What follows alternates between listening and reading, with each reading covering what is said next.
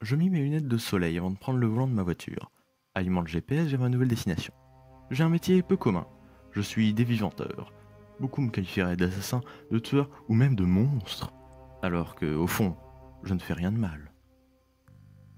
Tous les jours, je reçois une photo d'un numéro inconnu sur mon téléphone.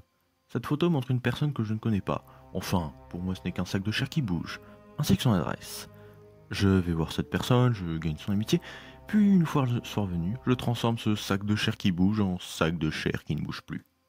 Aussi, je suis connu sous plusieurs noms. Le tueur au sourire, le joueur d'échecs, mais j'avoue que j'ai une petite préférence pour celui de Monsieur Loyal.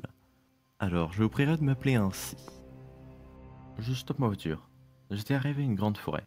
Normalement, c'est là où va se promener tous les jours le sac de chair que je suis venu dévivanter. Je prépare mon arme. Un petit pistolet armé de 2 balles. La première est pour mon sac de chair et la seconde est pour moi, si la première rate sa cible. En marchant dans la forêt, je remarque la voiture du sac de chair à côté de la mienne. Je respire un grand coup avant de me lancer vers la forêt. Celle-ci était immensément grande. Il était difficile de remarquer quoi que ce soit, mais j'écoutais calmement les bruits environnants pour me guider vers mon but. J'arrivais face à un homme, de dos, accroupi, et il correspondait à la photo que j'avais reçue. D'un coup, sans prier égard, l'homme se leva. Son corps se déchira, ce qui mit ses muscles à l'air libre. Sa peau se retourna et une épaisse fourrure envahit son corps. Son nez s'allongea grossièrement et de longues dents en sortirent, ainsi qu'une importante quantité de bave qui coulait à ses pieds. Ses os, eux aussi, s'allongèrent afin de sortir de son corps, ce qui déchira ses muscles encore plus.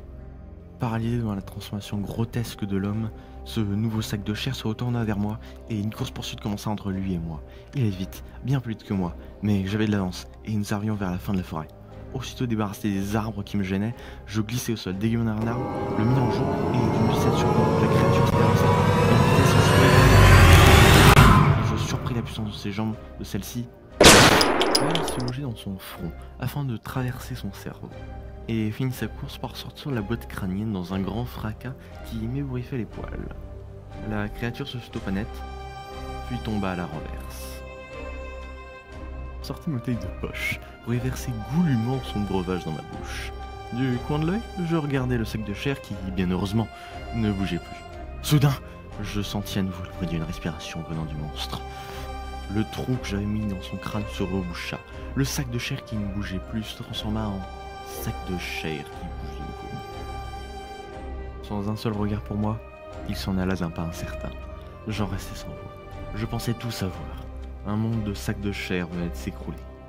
J'avais peur, très peur. Et grâce à cette peur, je me sentis plus vivant que jamais. J'en avais assez de dévivanter mes congénères. Maintenant, moi, Monsieur Loyal, je vais dévivanter ces créatures qui se font passer pour de simples sacs de chair, qui représentent un danger pour moi et mes congénères.